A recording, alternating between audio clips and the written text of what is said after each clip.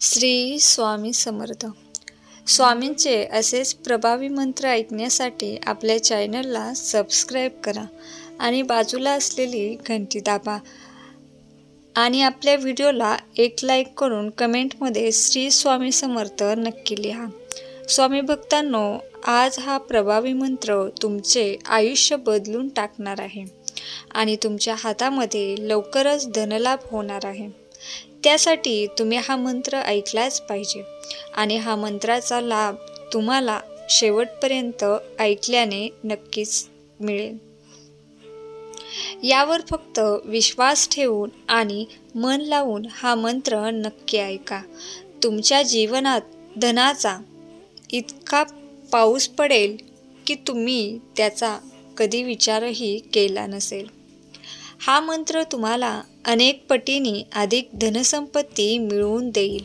यासाठी एकच अट आहे की हा मंत्र तुम्हाला पूर्ण मनापासून आणि पूर्ण एकाग्रतेने ऐकावा लागेल आणि तुमच्या जीवनात कोणतीही दुःख किंवा समस्या असेल तर ती या मंत्राने लगेच पूर्ण होईल.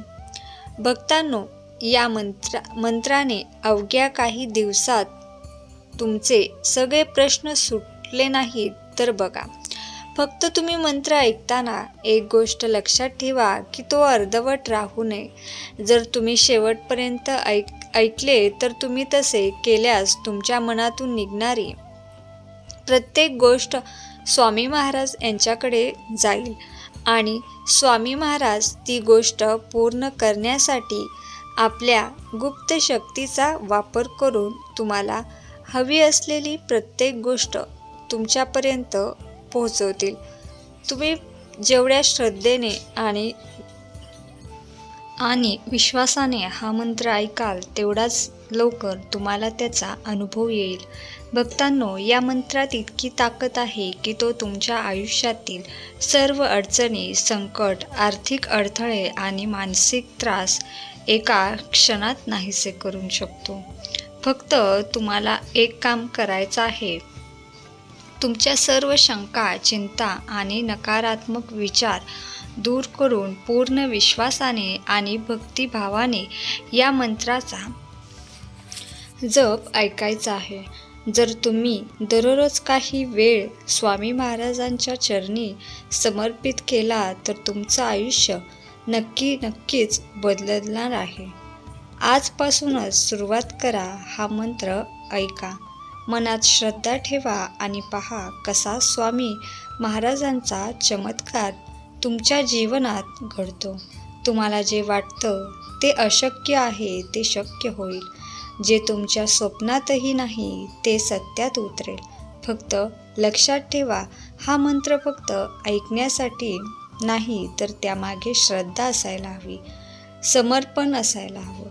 तुमचं मन, शरीर आणि आत्मा सगळं एकवटून जेव्हा तुम्ही हा मंत्र ऐकाल तेव्हा तुम्ही फक्त ऐकत नाही तर त्या दिव्य शक्तीला आमंत्रण देत असता आणि त्या शक्तीचा प्रभाव इतका मोठा असतो की तो तुमचं नशीब, तुमचं आयुष्य आणि तुमचं भविष्य उजळून टाकेल.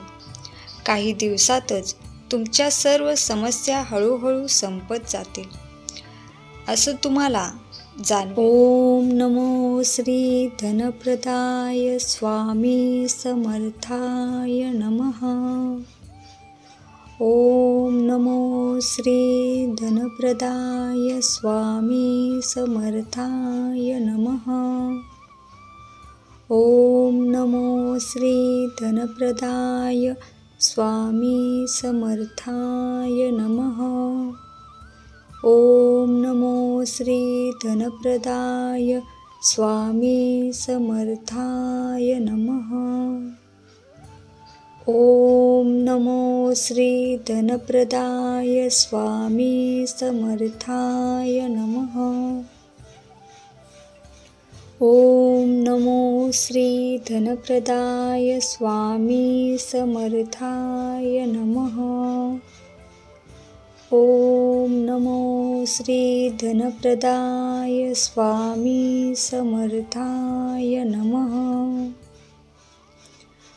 ओम श्री धनप्रदाय स्वामी समर्थाय नमः। ओम नमो श्री धनप्रदाय स्वामी समर्थाय नमः। ओम नमो श्री धनप्रदाय स्वामी समर्थाय नमः। ओम नमो श्री धनप्रदाय स्वामी समर्थाय नमः। ओम नमो श्री धनप्रदाय स्वामी समर्थाय नमः। ओम नमो श्री धनप्रदाय स्वामी समर्थाय नमः। ओम नमो श्री धनप्रदाय स्वामी समर्थाय नमः। ओम नमो श्री धनप्रदाय स्वामी समर्थाय नमः। ओम नमो श्री धनप्रदाय स्वामी समर्थाय नमः। ओम नमो श्री धनप्रदाय स्वामी समर्थाय नमः। ओम नमो श्री धनप्रदाय स्वामी समर्थाय नमः। ओम नमो श्री धनप्रदाय स्वामी समर्थाय नमः। ओम नमो श्री धनप्रदाय स्वामी समर्थाय नमः। ओम नमो श्री धनप्रदाय स्वामी समर्थाय नमः। ओम नमो श्री धनप्रदाय स्वामी समर्थाय नमः। ओम नमो श्री धनप्रदाय स्वामी समर्थाय नमः। ओम नमो श्री धनप्रदाय स्वामी समर्थाय नमः। ओम नमो श्री धनप्रदाय स्वामी समर्थाय नमः। ओम नमो श्री धनप्रदाय स्वामी समर्थाय नमः। ओम नमो श्री धनप्रदाय स्वामी समर्थाय नमः। ओम नमो श्री धनप्रदाय स्वामी समर्थाय नमः।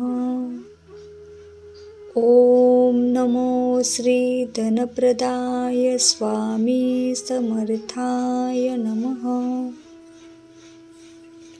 ओम नमो श्री धनप्रदाय स्वामी समर्थाय नमः। ओम नमो श्री धनप्रदाय स्वामी समर्थाय नमः। ओम नमो श्री धनप्रदाय स्वामी समर्थाय नमः। ओम नमो श्री धनप्रदाय स्वामी समर्थाय नमः। ओम नमो श्री धनप्रदाय स्वामी समर्थाय नमः। ओम नमो श्री धनप्रदाय स्वामी समर्थाय नमः।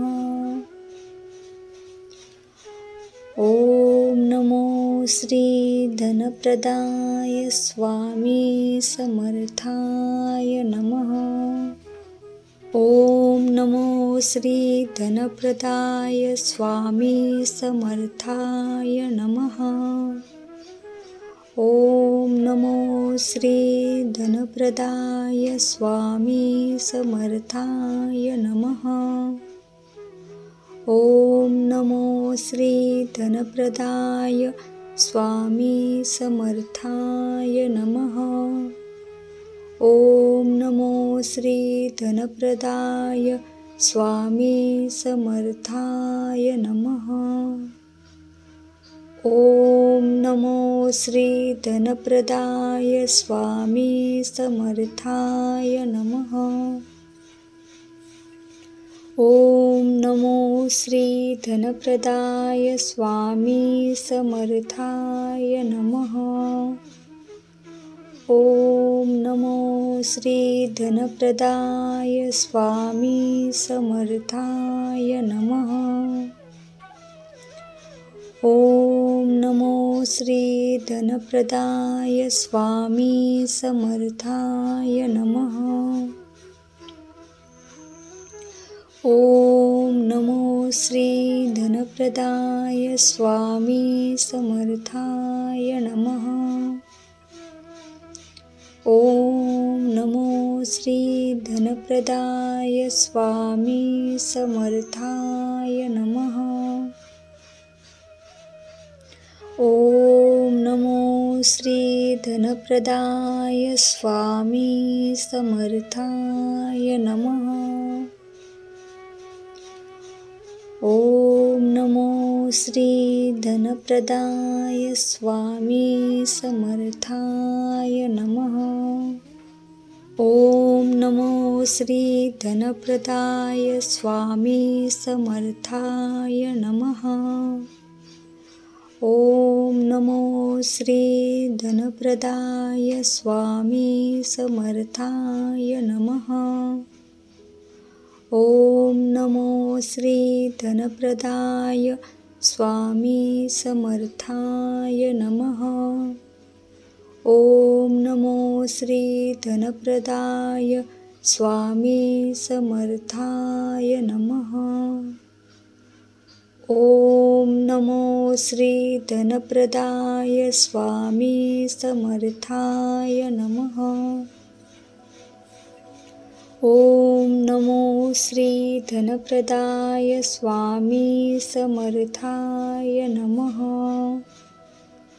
ओम नमो श्री धनप्रदाय स्वामी समर्थाय नमः। ओम नमो श्री धनप्रदाय स्वामी समर्थाय नमः।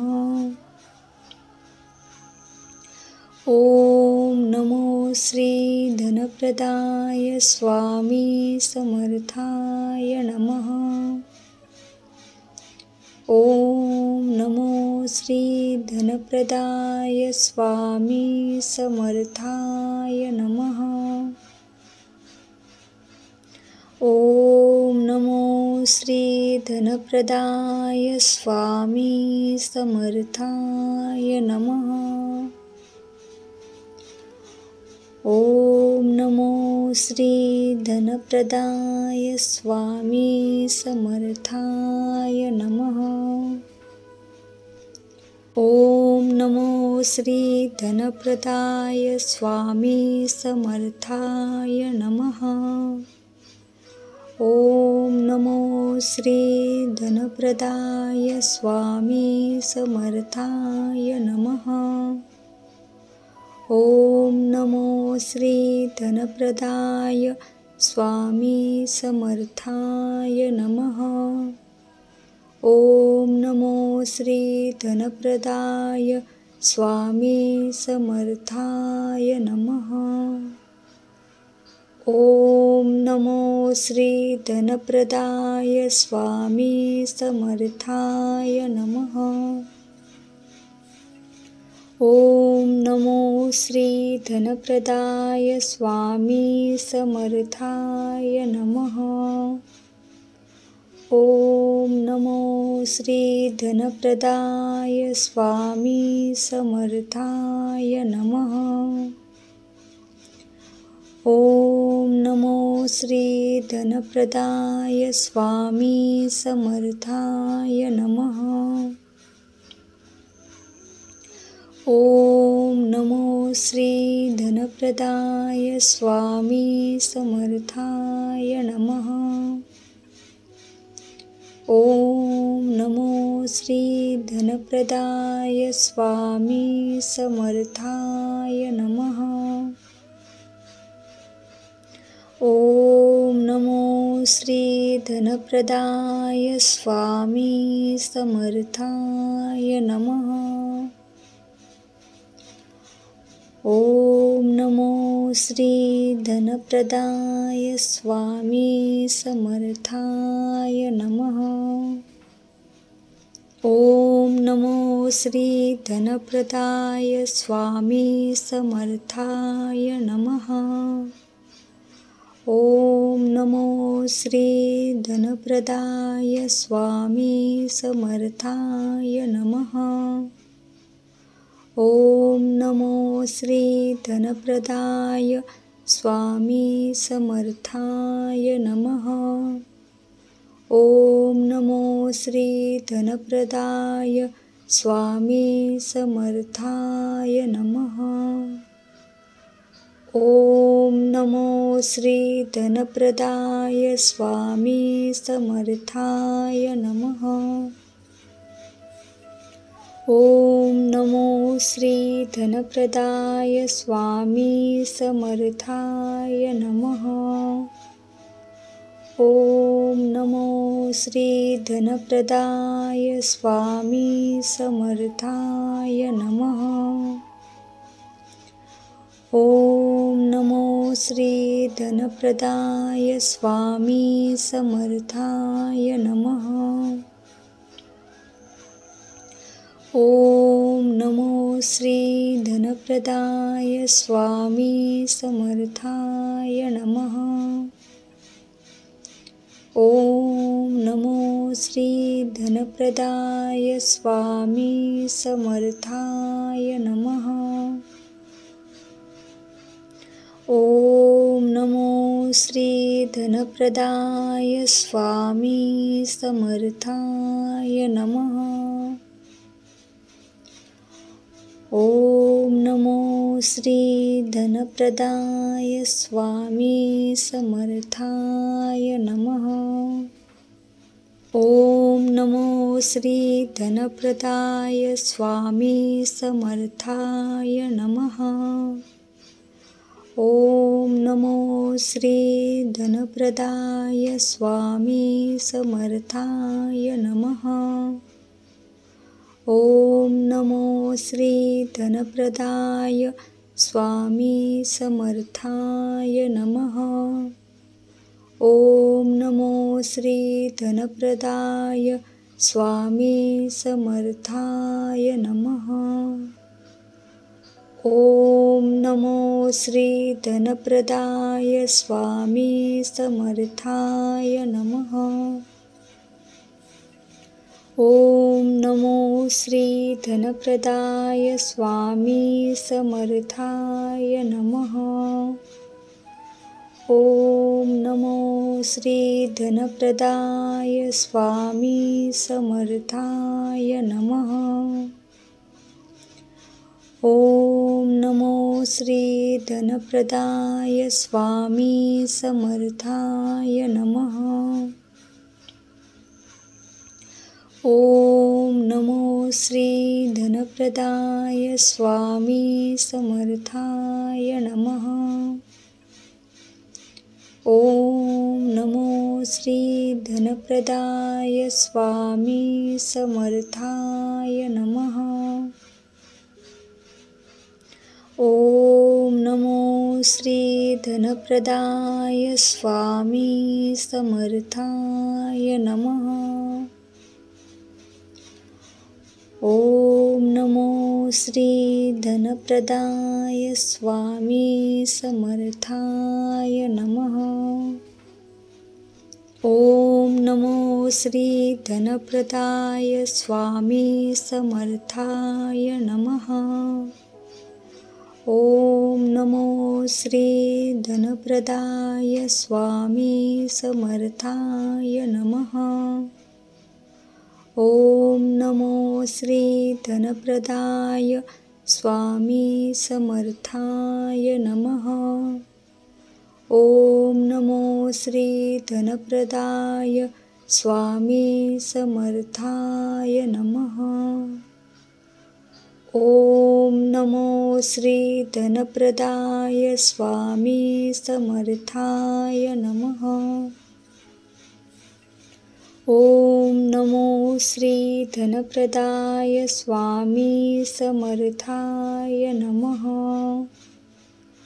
ओम नमो श्री धनप्रदाय स्वामी समर्थाय नमः। ओम नमो श्री धनप्रदाय स्वामी समर्थाय नमः।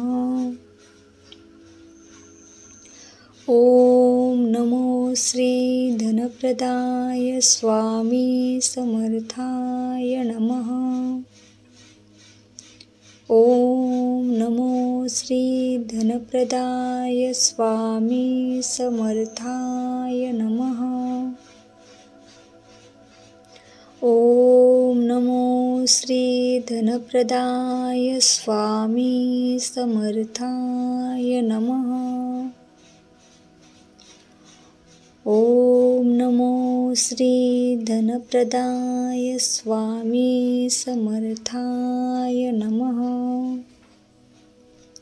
ओम नमो श्री धनप्रदाय स्वामी समर्थाय नमः। ओम नमो श्री धनप्रदाय स्वामी समर्थाय नमः। ओम नमो श्री धनप्रदाय स्वामी समर्थाय नमः।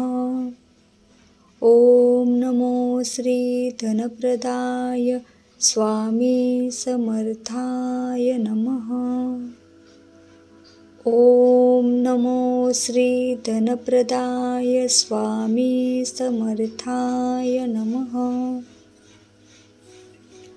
ओम नमो श्री धनप्रदाय स्वामी समर्थाय नमः।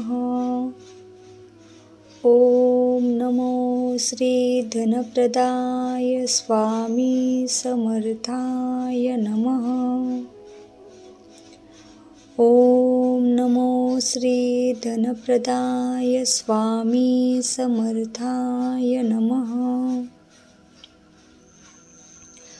ओम नमो श्री धनप्रदाय स्वामी समर्थाय नमः। ओम नमो श्री धनप्रदाय स्वामी समर्थाय नमः।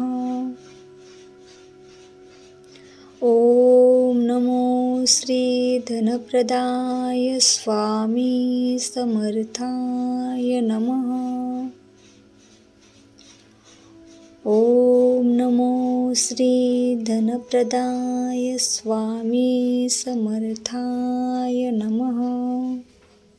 ओम नमो श्री धनप्रदाय स्वामी समर्थाय नमः।